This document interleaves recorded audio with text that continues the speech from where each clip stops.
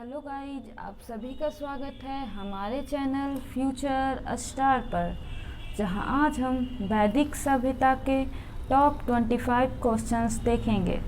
तो आइए दोस्तों, हमारा पहला सवाल है, आर्य शब्द का अर्थ है योद्धा, श्रेष्ठ, पुरोहित, विद्वान, जिसका उत्तर होगा बी श्रेष्ठ। हमारा अगला सवाल है, निम्न में से किस फसल का ज्ञान वैदिक काल के लोगों को नहीं था? जौ, गेहूं, चावल, तंबाकू, जिसका उत्तर होगा डी तंबाकू।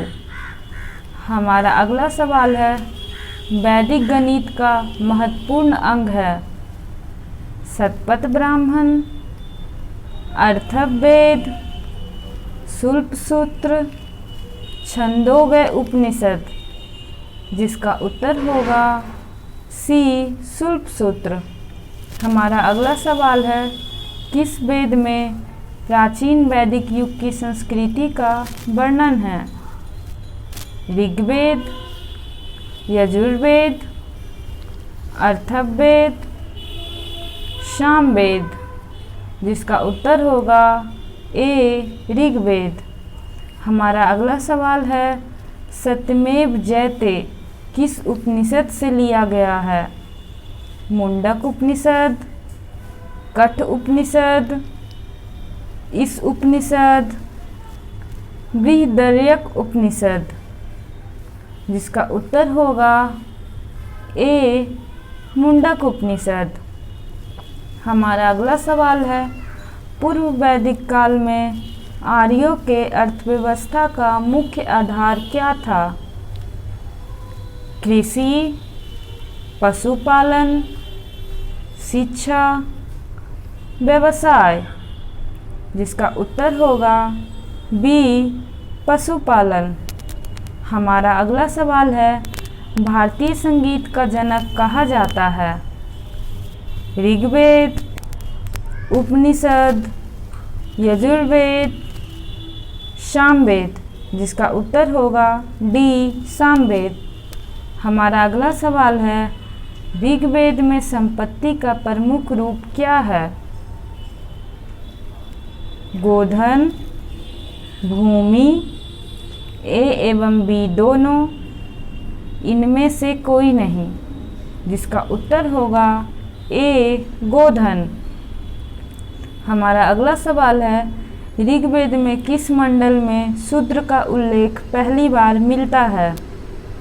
7वें, 8वें, 9वें, 10वें, जिसका उत्तर होगा 10वें।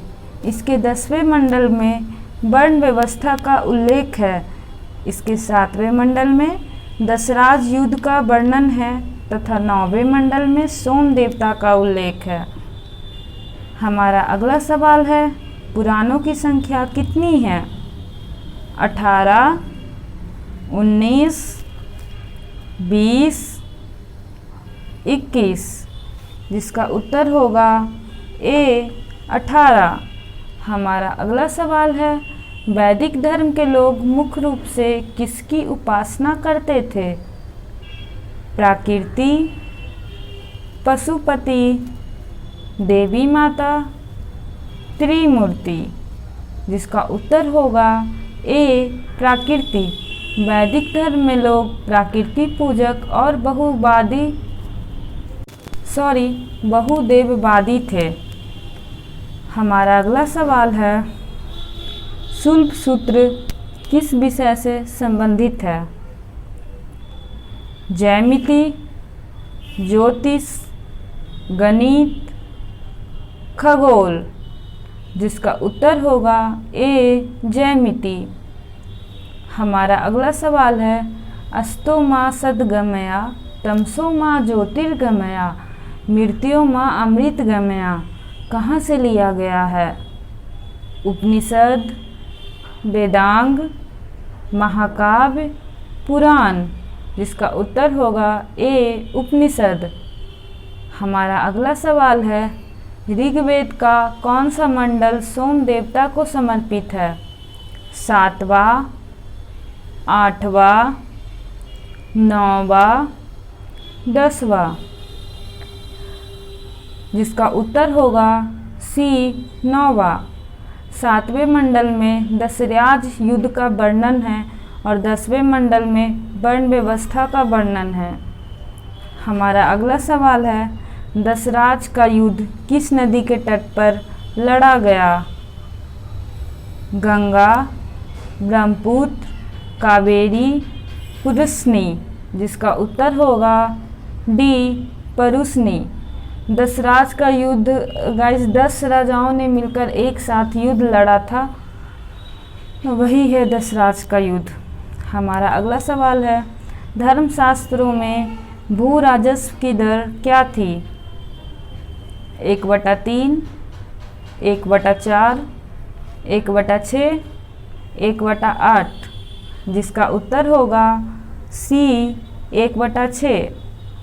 हमारा अगला सवाल है, 800 से 600 BC का काल किस युग से जुड़ा है? ब्राह्मण युग, सूत्र युग, रामायण युग, महाभारत युग? जिसका उत्तर होगा ए ब्राह्मण युग। हमारा अगला सवाल है, किस काल में अछूत की अवधारणा स्पष्ट रूप से उदित हुई? ऋग्वैदिक काल में, उत्तर वैदिक काल में, उत्तर गुप्त काल में, धर्मशास्त्र के काल में? जिसका उत्तर होगा डी धर्मशास्त्र के काल में। हमारा अगला सवाल है, एशिया माइनर स्थित बोगजा फोई अभिलेख में निम्न में से किन देवताओं का उल्लेख मिलता है? ए इंद्र, वरुण, मित्र, पवन? बी इंद्र, वरुण, मित्र, नासत्य? सी ए और बी दोनों? डी इनमें से कोई नहीं? जिसका उत्तर होगा बी इंद्र, वरुण, मित्र, नासत्य देवताओं का उल्लेख बोगजा फोई अभिलेख में मिलता है। हमारा अगला सवाल है, ऋग्वेद के कौन से मंडल में गायत्री मंत्र का उल्लेख है? 3य मंडल, 7वां मंडल, 9वां मंडल, 10वां मंडल? जिसका उत्तर होगा ए 3य मंडल। हमारा अगला सवाल है, न्याय दर्शन को प्रचारित किया था?